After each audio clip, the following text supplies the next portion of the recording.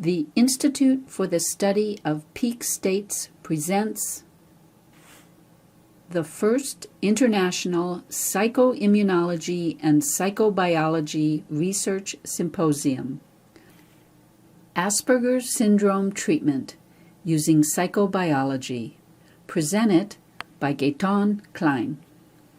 So our next presenter is Gaetan Klein. So Gaetan is a psychotherapist from France, where he has been working for 10 years. He had an early interest in addictions and trauma therapy and helped over 2,500 clients. He wrote a book in French about how to stop smoking with EFT and trained therapists in this area before joining the Institute 5 years ago. He now focuses on performing and spreading the word about the clinic processes at the Institute, such as traumatic brain injury, Aspergers syndrome, or schizophrenic voices. He's also an active member of the research projects. So Gaetan, over to you. So thank you very much for the introduction, and it's really a pleasure and an honor to be doing this presentation on Asperger's syndrome.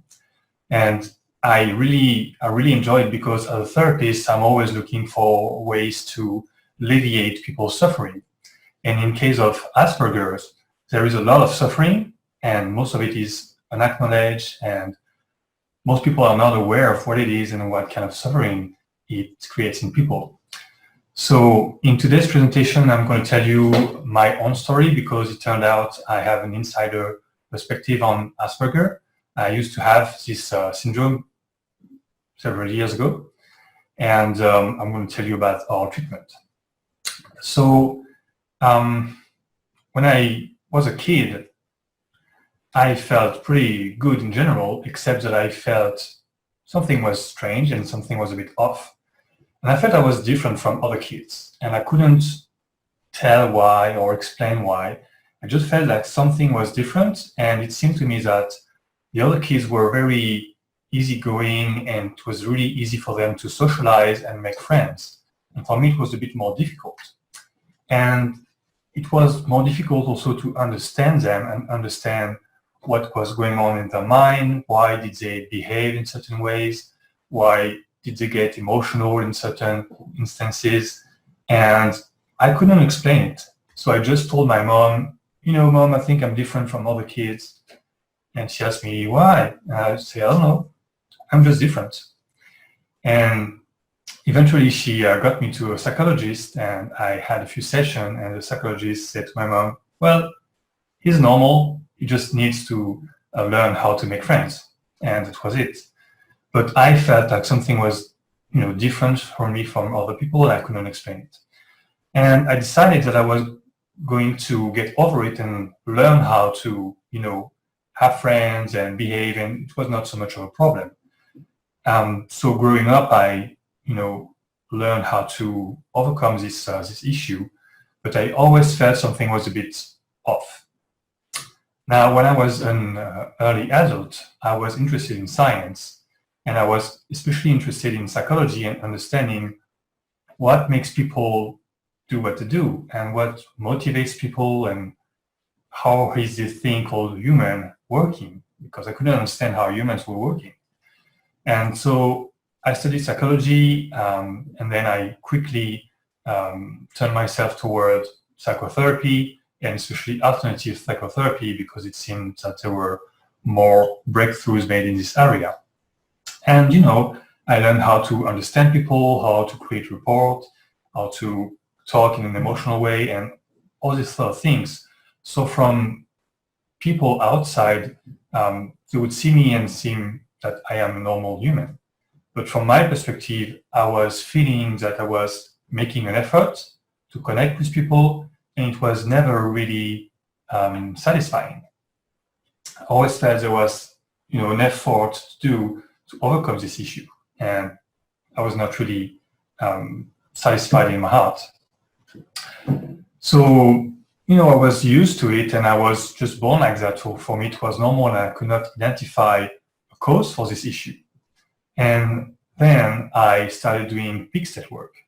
And when I started working with my therapist, she told me, you know what, it seems to me like you have subclinical symptoms of Asperger. And I was like, what? And then she explained you might have symptoms of something we call Asperger syndrome, but you don't realize it, and people don't realize it because the intensity of the issue is not very high, it's not very intense, and so it's pretty undetectable. But the descriptions that she gave me seems to make sense. And she asked me a key question, which is about the kinesthetic feeling of it, which is having the impression of being behind a wall of glass. Like there is a wall of glass and it separates you from people.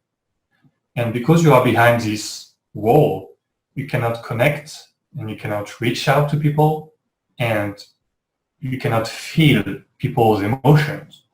So when you are in this situation, you feel quite alone and you feel like people are kind of strange because you're not able to feel their emotions. And as human beings, our emotional life is very important to who we are and how we behave.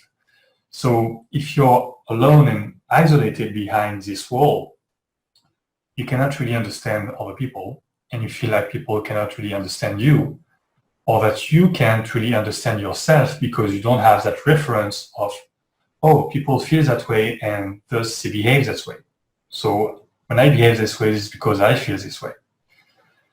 So it was really striking because I never encountered that idea of having a wall of glass in front of me that was separating me from people. But when she pointed out to me that this was happening, I could instantly recognize, oh yes, it's like there is this almost physical separation, except that it's invisible, you cannot touch it, you cannot really see it, but somehow you know that it's there. And this is really something that Asperger's can recognize. So she told me, we have treatment, and would you like to do it? I said, yeah, sure. And when we did the treatment, very rapidly, I felt like something was lifting off, and suddenly there was space, and I could connect myself to people, and I could start recognizing and feeling other people's emotion. And that was a really, really, really nice experience. It was kind of life-changing because I was always searching for how to feel that human connection, that intimacy, that things that we share. And we share a lot of our life through emotions. So if you have a barrier that prevents you from connecting to other people, that creates a lot of suffering. Now, in my case, the level of suffering was pretty low, and I was able to live a pretty normal life despite having this issue. But when this issue disappeared, wow, it was like, okay, now I can start to understand people because I can feel their emotions. And so what I would call the emotional intelligence started to grow and get better. And this was pretty rapid. Within a few weeks, a few months, I was able to catch up on this emotional intelligence and apply it in my relationship, in my life, and it was pretty easy to do. So that was really a big shift for me, and that was 5 years ago. So just recently, I came to understand how much of a problem it is for people, because there might be a number of people who have this issue and don't recognize that they have it because it's really not obvious. You just feel that something is wrong and you're different because you're isolated, you're disconnected from people, and you feel alone, but you cannot explain why. And you cannot find a reason in your life, in your biographical life, for it. So for many people who have this syndrome, they just feel something is going wrong with me, or I am not smart enough, or I'm just different from other people, and that's it. And most of them learn to compensate for it and learn to live with it. But when this thing is lifting off and it disappears, wow, you really feel like you were imprisoned, and now you're getting out of prison, getting out of jail, and that's really nice. So that's how it feels. So there are probably more people that have it than people that are diagnosed, because from my example, we can see that this is something that we can call a spectrum disorder, right? It means you can have it at a low level, medium level, or high level. And most people who are diagnosed with Asperger syndrome are pretty high level people. I mean, they have a high level of this problem. But people can have these subclinical symptoms where they have the issue, it's preventing them from having a very good relationship with people because they don't have full connection, emotional connection. So they don't have so much symptoms. It's not really easy to detect, but they still suffer from it. And we used to think that Asperger syndrome is part of autism. And it's like a spectrum disorder where you have autism, Asperger, ADHD, and all this is kind of lumped together. But if you really listen to people's description, if you really study it, it doesn't really make sense. And the way we do research and the techniques and the technologies that we use to do research actually proved it to be two very separate issues. So Asperger syndrome is a spectrum disorder in its own right, and then autism is another disorder in its own right. And of course, same thing with Asperger and autism, you can have it at low level, medium level, or very intense levels.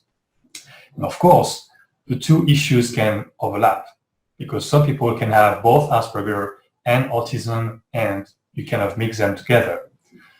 But when we developed our process, and the process was, of course, developed by the research team and mainly by Grant McFedrich, they found that there is a specific developmental event where people acquire this Asperger syndrome.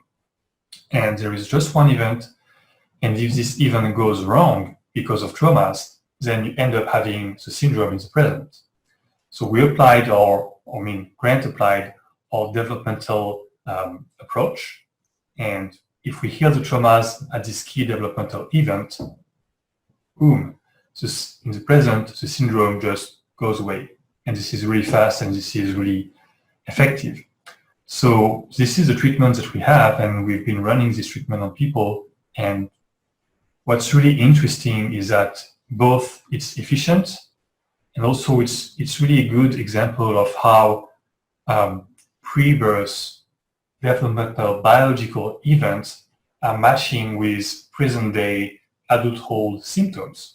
Because the symptom of having this wall of glass is really linked to the developmental event. And when we regress people to this event and start hitting it, they can really correlate, they can really make the link between this event and the symptoms. And when we heal this event, the symptoms goes away and the link between them is really direct, it's really obvious. And so it makes it really nice to do this process with people because they can instantly feel something lifting up. And it's like having this thick layer of stuff that was disconnecting you from people, separating you, suddenly, boom, it goes away. And this is pretty dramatic. And people can instantly recognize, okay, now I can feel people and I can connect. And this is really, really nice. So to summarize, some key elements to this work to understand. The first one is, of course, that Asperger and autism are different problems because they have a different origin in the primary cell. And we can track it to different developmental events before we're born. And so we have different treatments, and the treatments are just efficient on the symptoms of this syndrome. So in other words, if you have someone who is autistic and you do the Asperger process on them, their autism will not go away. If they had both autism and Asperger, the Asperger part of it will go away, but they will have still the symptoms of autism, which requires a different treatment. So it's really one of the processes that we have that, from my point of view, really demonstrates the validity of the models that we have, because it's really clear what is going wrong before we're born, what is a key developmental event, what are the symptoms in the present, and what are the concrete effects that we can have with these techniques. So, of course, autism and Asperger share some commonalities. Of course, the possibility to connect with people emotionally is there in both conditions.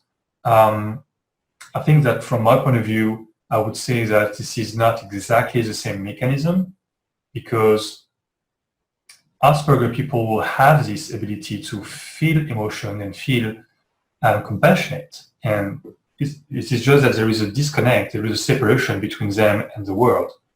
But if that separation goes away, it's really easy for them to now use this emotional intelligence. They don't have a lack in this area.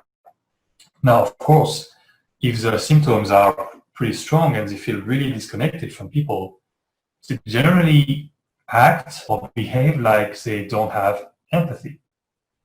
And it would show up as something like, people are sad, I'm not sad, I don't understand why they're sad. Or I don't understand what motivates people, why there is so much drama, and so on. So they feel like pretty stoic, pretty calm, but that's because they are not connecting to other people's emotions. However, once you get rid of this problem, they can instantly recognize, okay, this is the emotions that people have in this situation. And they can start having much more compassion and empathy because they already had this ability to feel emotions within themselves.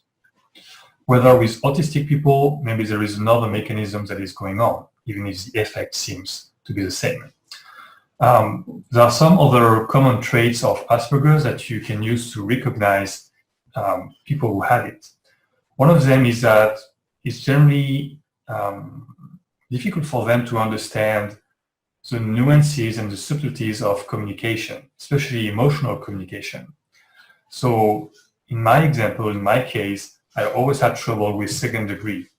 Somebody would tell me, oh, beware, there's a dog behind you. And I would look behind me for the dog, even though we were in a closed room and I know that there was no dog. And then I thought, oh, okay, it was a joke. It was always difficult to understand this kind of second degree of jokes. So that's something that is pretty common for Asperger's, I would say, because they will take things pretty literally and they need to analyze with the mind what they can't analyze with the heart. That's really the key experience for them, is that the heart is not really functioning well, not because the heart has a problem, but because the heart is made to connect with people. And if you have that barrier, your heart has the ability but cannot use them, right? So for most Asperger's, they would start to think, oh, there's not so much going on here, so I might as well focus on what's going on well, and what's going on well is generally here. And that's why many of them are brainy people or very targeted people on certain topics. They like to focus and get into details.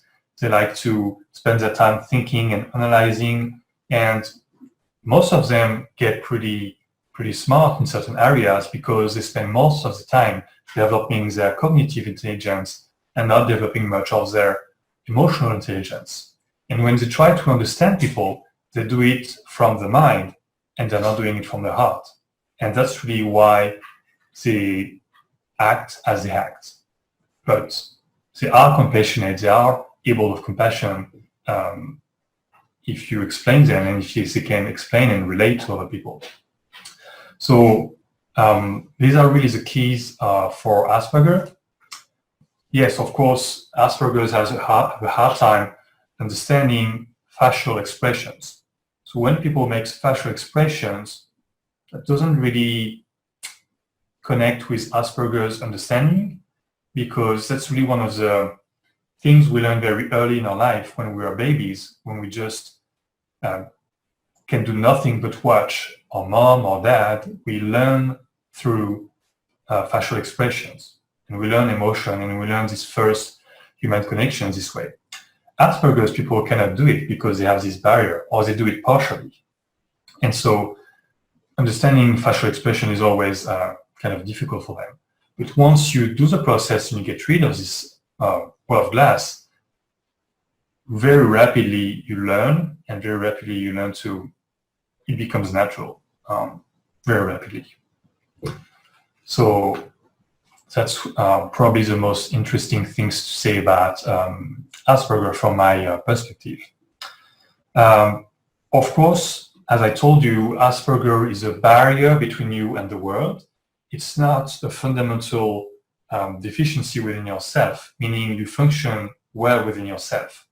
And that's why most of people who have Asperger can be pretty well adapted to society and pretty well functioning in society. Actually, in some cases, they get more success because they focus on the mind and they have a very well-made mind, a very well-made brain that they learn to use throughout their whole life. So they're able to perform in certain areas at a higher level than most people. What's pretty interesting is when you take off that layer of this wall of glass, some part of your energy starts to go in the heart and you start to go, okay, now I have to learn how to use this. And this is going on automatically, and this is really nice. Yes, that's it. So I have some notes that I wrote for this presentation that I can share with people after, that share most of these different elements. Again, in the future, I think that a lot of work will be done on how to differentiate between autism and Asperger, because this condition seems to be close from an outside perspective, even though from the inside they are really different. And you will be able, and if you're a clinician, if you're working with people or with children who have this is really an area where we can share our skills and our knowledge to really understand what is going on and what is the real cause of people's problem.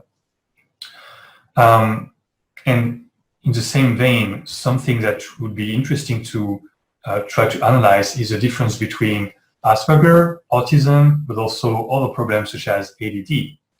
And actually, we do have a theory and treatment for ADD. And we call it the shattered mind, where your mind cannot focus on something. And when you focus, it kind of explodes like a broken mirror, and your consciousness has to go in different pieces. Now, this is a bit beyond the scope of this presentation, but from our point of view, ADD has also a different cause from autism and Asperger. It has another developmental event, a different mechanism, and this is another spectrum disorder in its own right. Another thing that comes to mind is traumatic brain injury. So traumatic brain injury is a range of different issues, ranging from having a concussion, having diffuse axonal injury, or other kind of brain damage. Basically, your brain is damaged and some areas of it are not working properly. And that can create symptoms that looks a bit like Asperger, such as cognitive deficiency and so on. And by working with several TBI people already, one thing that seems really striking is that many of them have not been diagnosed with traumatic brain injury, especially, you're a 5-year-old kid, you're learning to ride your bicycle, and you fell and you hit your head and you feel completely dizzy, and then people go, oh, it's not so much, just a bump to the head, and then you don't receive medical attention. And then later on, you find school difficult. And maybe you have traumatic brain injury and that impairs your cognitive ability. So that's also an element of the differential diagnosis. If we want to treat these problems, we need to find the cause to apply the right treatment. So we need to learn how to make the difference between these different issues. There are also other kind of issues that can create pretty similar symptoms, such as toxins, heavy metal toxins, or other chemical compounds from the environment or from food can impair the brain functioning. So this is also things you need to look at if you want to diagnose people and treat them. So I hope that it makes sense. Another element of Asperger, to come back to diagnosis, is that this is a generational problem. The traumas on this key developmental event are generational traumas. So they're passed down from generation to generation. And one thing I did this last week is start to ask my family, hey, do you feel like it's hard to connect with people and you don't really understand them? And my brother said, yeah, people are weird. I don't understand them. And do you feel this disconnection? And they said yes. So if somebody has Asperger's syndrome, there is a high chance that other people in this family also have part of the problem, at least. And in my case, it's coming from both sides, paternal and maternal sides. Interestingly, that also leads to the discovery that some people just have Asperger's syndrome on one half of their body because they have it on the side that is linked to the genes coming from their paternal side or from their maternal side. And if the father side, if the father's lineage has no Asperger and the maternal side has it, then you end up having this disconnect and you just have this problem on one part of your body. And that's pretty interesting because people in this situation, most of the time, don't really exhibit the same issues than people who have it on both sides because they are able to compensate and go to the other side to connect with people and to have this emotional intelligence. But that's also a reason why many people are not really diagnosed, while if we run the process on them, they can feel an increase in their emotional ability, in their connection to people, and that's pretty nice.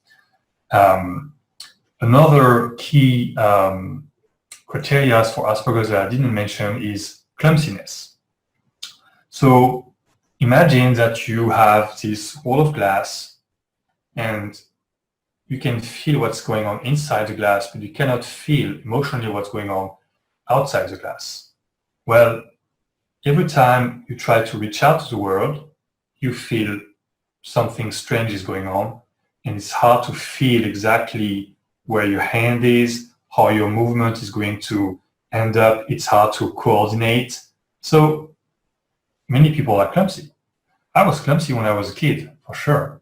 And I used to think this is just part of who I am. I'm clumsy, that's it. And a few weeks, a few months after I did this Asperger process, I realized, I've not been clumsy anymore since. And the clumsiness is gone. So if you want to recognize people who might have Asperger, even at subclinical symptoms, ask them, do you feel clumsy and do you like sports? Because most of them don't really like sports. Because in sport, you have to coordinate, you have to play with the environment, and that's not really something really nice for most people with Asperger. So that's another characteristic.